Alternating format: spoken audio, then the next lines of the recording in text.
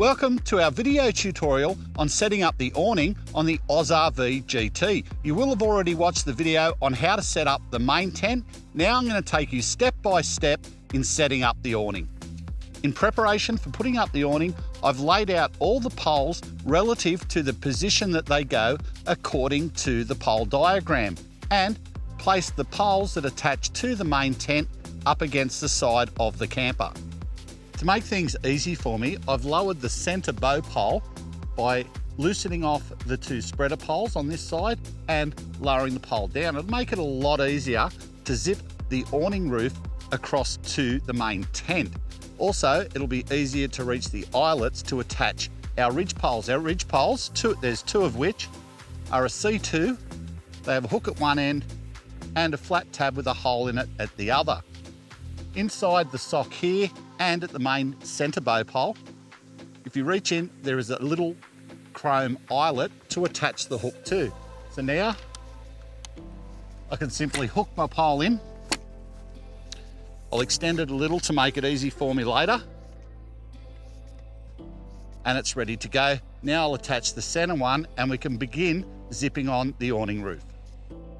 A great way to do up the awning roof zipper, particularly if you're smaller in stature, is to grab a window pole.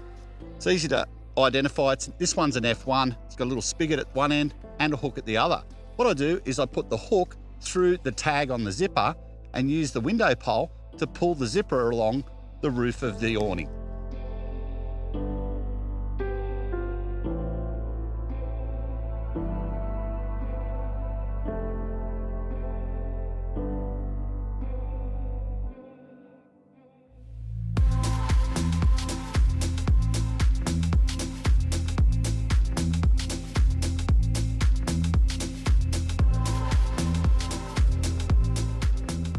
Another handy use of the window pole is using the hook end and pressing the Velcro down from the main tent onto the awning roof.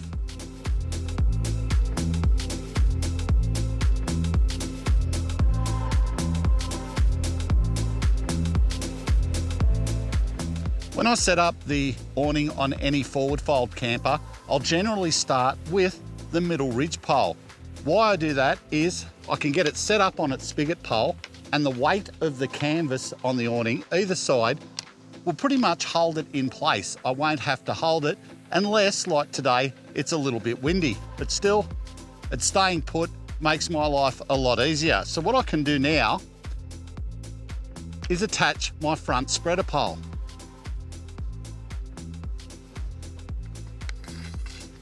So while I've got hold of this, I've still got relatively good control of the whole awning setup. Allows me to grab my B2 corner spigot pole, pop that on. Now I can grab my forward ridge pole and connect it as well.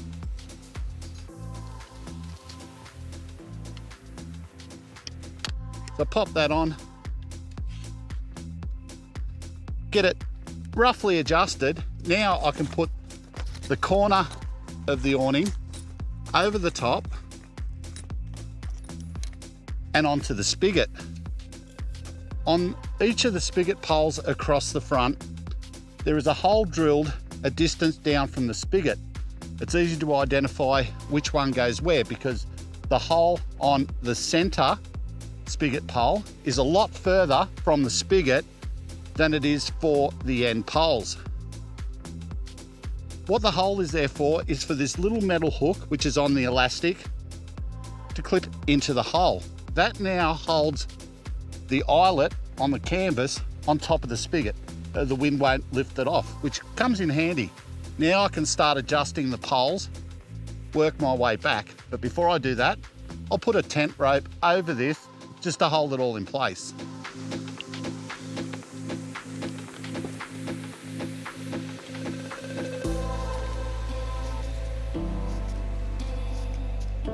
Now that's fairly taut. As you can see, it's standing up by itself already. And put that rope on, tighten it up a little, and that'll give me some security as I work my way back across the awning.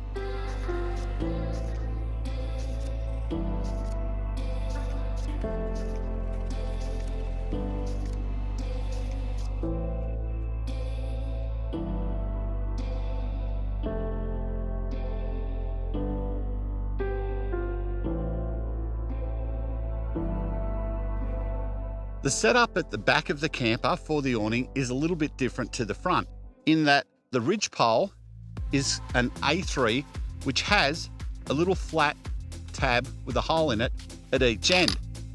It attaches to this corner spigot pole and goes to the back corner of the Annex with another spigot pole that goes up underneath an extension of the main tent side.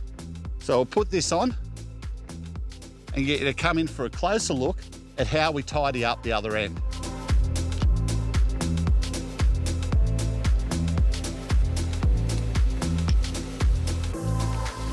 And just here on the extension, you'll see a little brass spigot hole or eyelet. What we do is we take our rear pole, pop it underneath, and place it through the eyelet.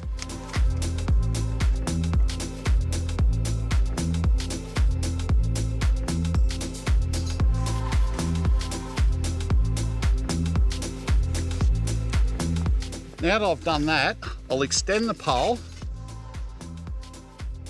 and make it reasonably tight. That'll keep it in place. And once we fix up this front corner and put a rope on it, we'll put in a spreader pole, which will tighten up all the back of the awning here. Again, at the front corner, put the spigot through the eyelet, grab our little silver hook, pop it in the hole on the spigot pole, and adjust our ridge pole to get it nice and taut.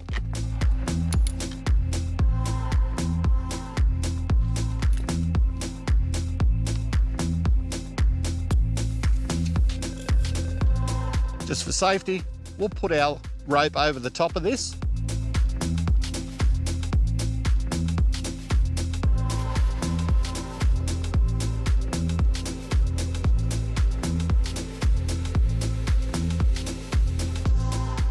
Tighten it up a little. Now we can go and tidy up the center of the awning by bringing the canvas over, putting the spigot through the eyelet,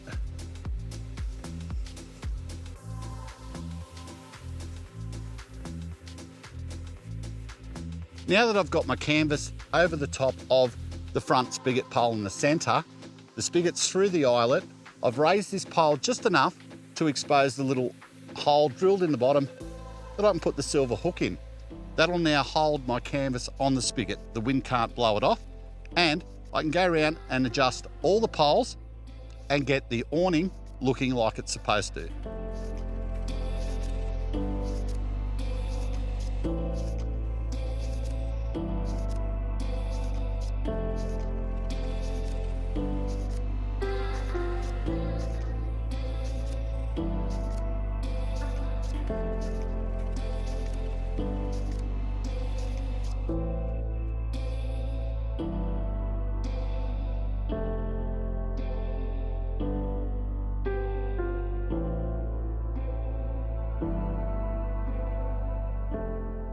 This part of setting up the awning, I guess, is the trickiest part, but it's not difficult. It's inserting the D4 pole. This one's a bit unique. It has a white C-clip at one end and the flat plastic tab with the hole in it at the other. The way this attaches is the center ridge pole, which runs straight back through the center of the awning. The C-clip end clips onto that pole firmly up against the side of the main tent, and this flat tab goes over the spigot on the spigot pole in the back corner that we set in on the canvas extension off the main tent.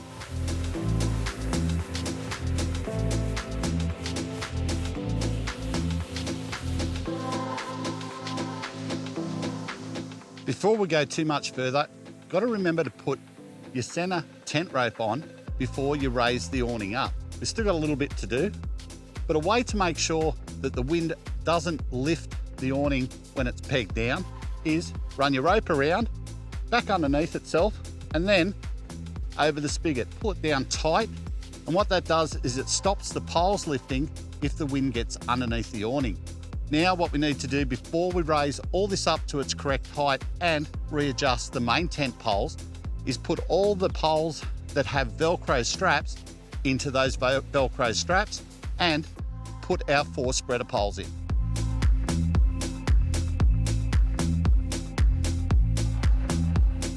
At either end of the awning, there is a little nylon tag loop here, which is there to add an additional rope to the end. Beneath that, what we do is we put an E3 pole. Has a rubber boot at one end, C-clip at the other. We pop that directly underneath.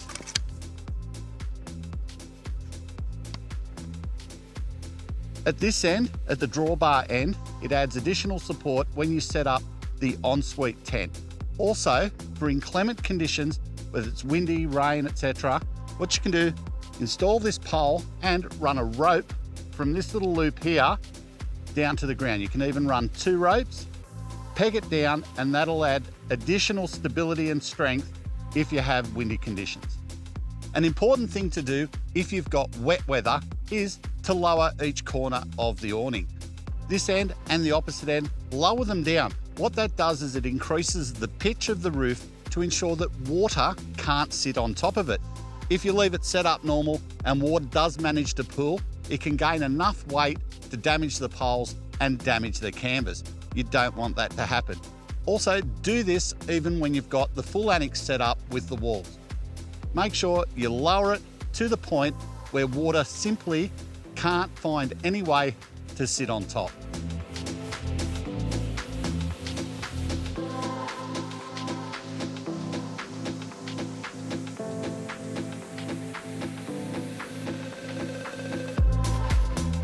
And there you have it, folks. That's how easy it is to set up the awning on the AUSRVGT as one person. Much easier with 2 and a lot quicker.